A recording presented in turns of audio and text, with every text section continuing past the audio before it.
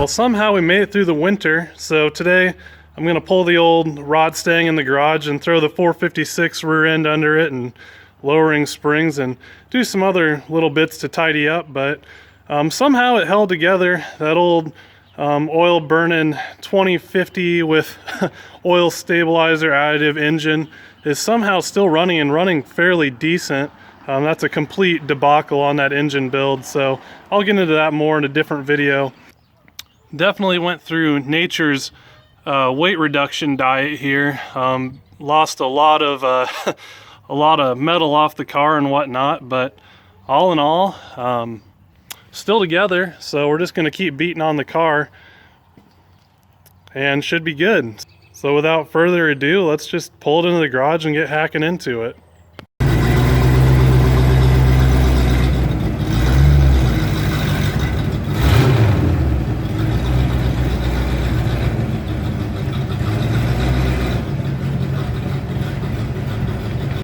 So starting in with the front end here versus the rear end, we're going to get our lowering springs in it.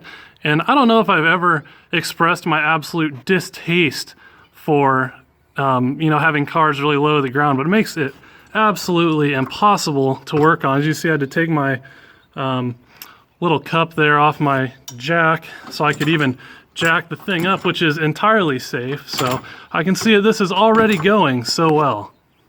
Got us some center blocks under the car here, which are the poor mechanic's jack stands. So anyway, hopefully when we let the jack down, the body will hold up. As you can see, it's pretty rough. So we're just gonna let our jack out and hopefully our body doesn't buckle, considering it's extremely rusty. And looks like it held, so safe enough.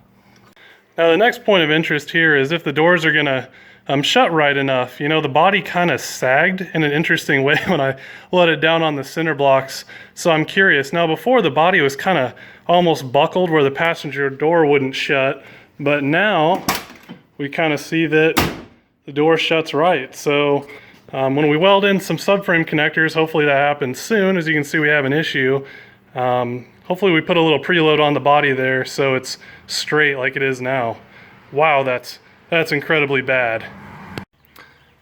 Just giving you a better look here of why I actually call it the rot stang. You know, it looks bad on the outside, but it's even that much worse when you're underneath the car. Look at that, bam! And check this out, this is really good. This is over here at the driver's side. So I had this zip tied on. Let's see if we can get a good look. So there's really not a whole lot holding the front end of this car on. And if this 456 deal works out, I'm gonna have to probably weld something on here and get a cross brace. I'm going over to the other end before we the whole front end of the car falls off. You can see how the car just has no structural integrity left in it whatsoever.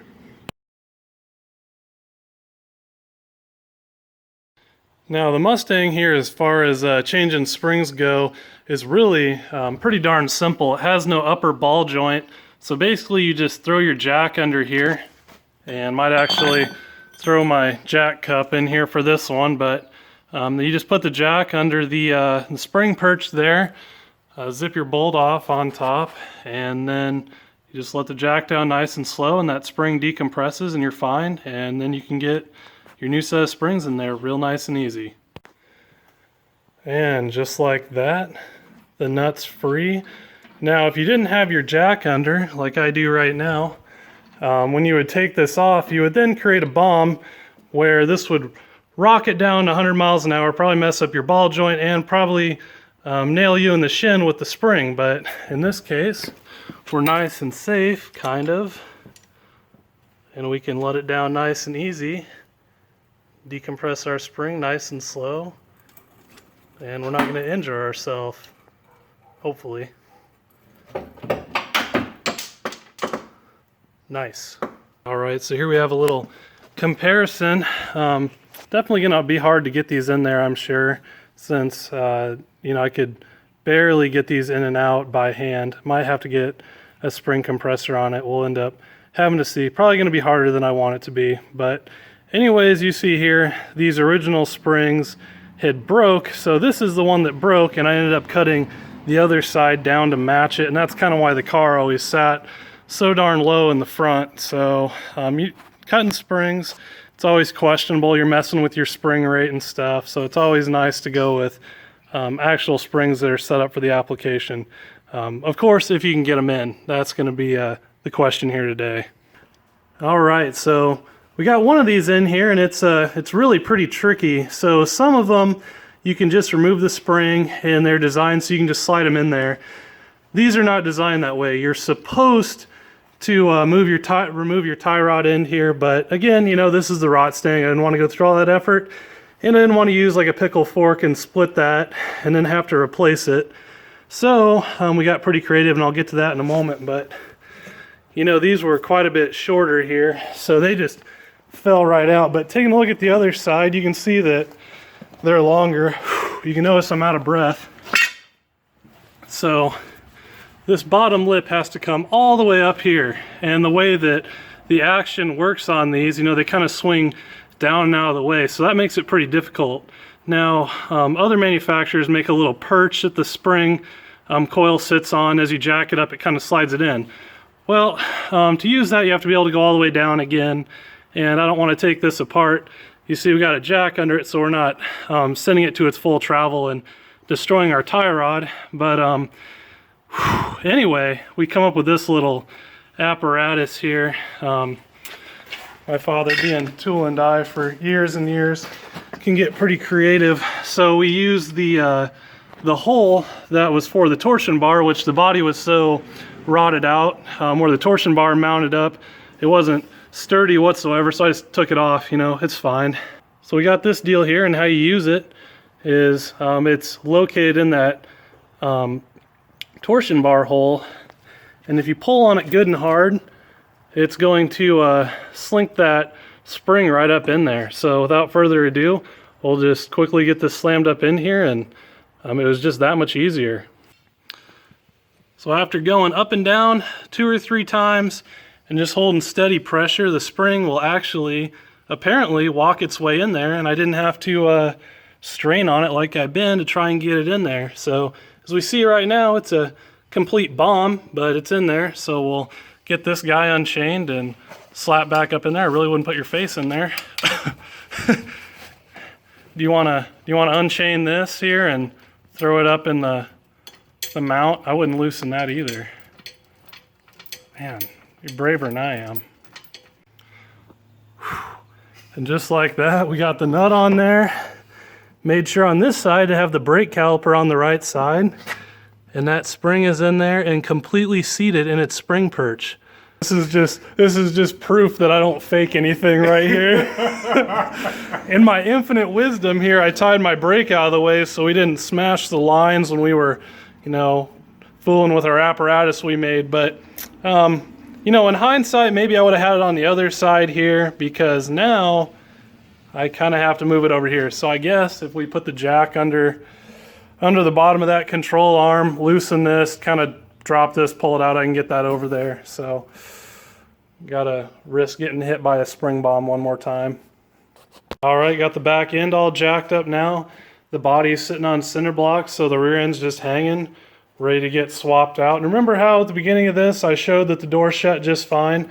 Well, preloading the body in a different spot. Now you can see there's enough flex in that body that the door doesn't shut. So again, probably that roll bar is the only thing holding that car together at this point. All right, so moving on to the rear end here, we're gonna get this little 7.5 308 geared rear end out. So I'll save you all of that since, you know, that's pretty boring stuff. But got the 8.8 kind of doing some brake stuff on that. So we'll check back when we got that all pulled out and side-by-side comparison.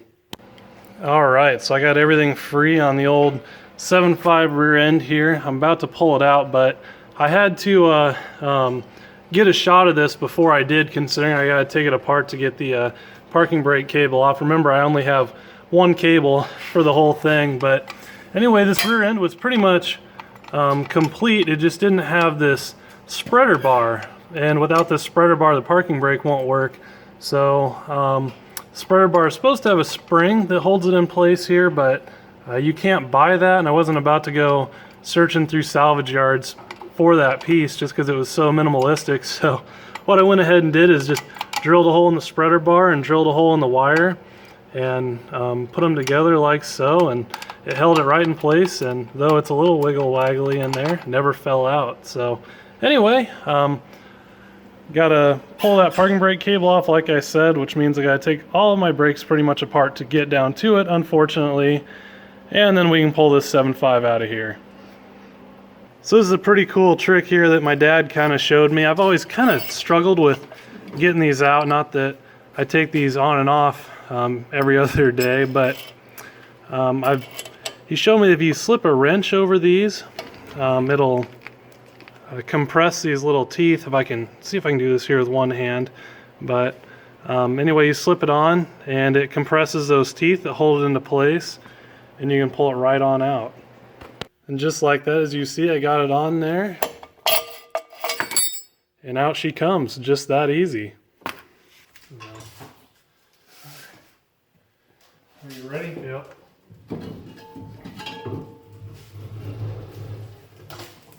Just like that.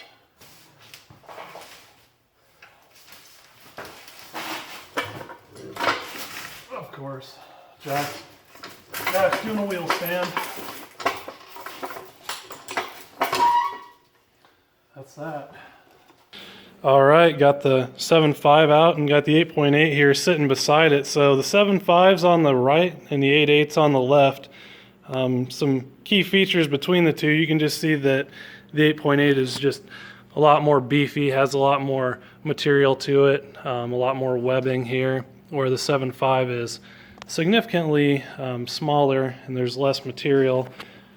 Key way to distinguish the two, if you're trying to tell what you have, is the 8.8 has a specific bolt design here where it kind of reflects more of a square pattern, or the 7.5 the sides are rounded and it'll have a bolt right here in the center, where the 8.8 has two bolts opposing each other to hold that cover on in relation to the axle. So all in all, gonna get this thing thrown up in there and keep moving right along.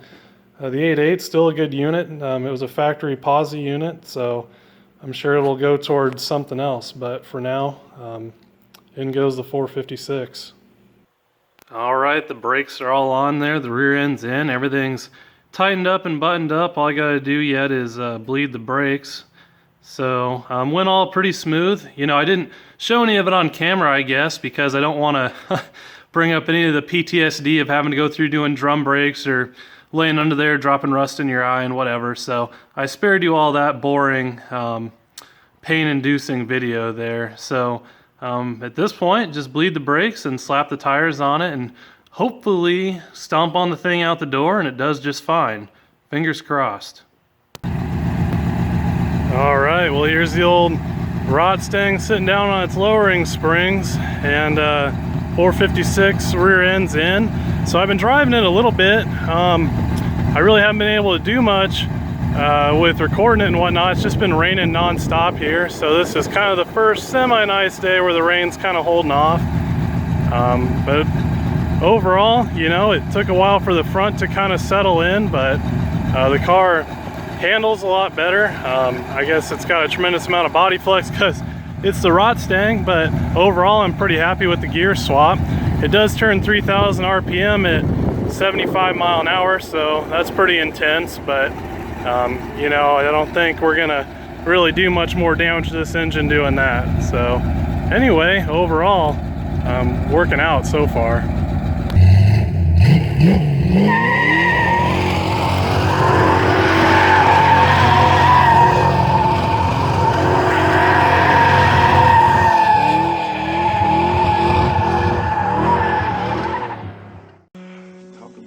Genetic deficiencies. Isn't that pitiful? Well, that's pretty much it, I guess. The rod stang still running good despite that engine being old and wore out, but it's just completely immortal. No matter what you do, how many times you beat on it, the engine just won't give it up. You saw the tranny there is getting a little weak in second gear, but overall, you know, you don't hear any clatter or anything of that nature. So it's still pretty healthy. It just goes to show that if you got your ignition timing set right, your carburation right, and set safe, you can just beat on things over and over and over and they'll live forever. So this car still has the same oil pressure at idle that I bought it with, and it's still making good manifold vacuum at idle. So we haven't really lost anything from the engine to speak of. It doesn't burn any more oil than when I bought it. So I'm pretty impressed. The car is just completely immortal. I had no idea it would last this long. You know, I drove it all winter in sub-zero temperatures here in Iowa. Drove it all fall. I daily drive the car currently, so I guess we'll just keep running it. I got some decent street tires. We'll throw those on. I guess we'll go autocrossing and see if we can make a fool of ourselves out there with this 80s mullet garbage Mustang. So I guess for now, that's pretty much it on the Rotstang.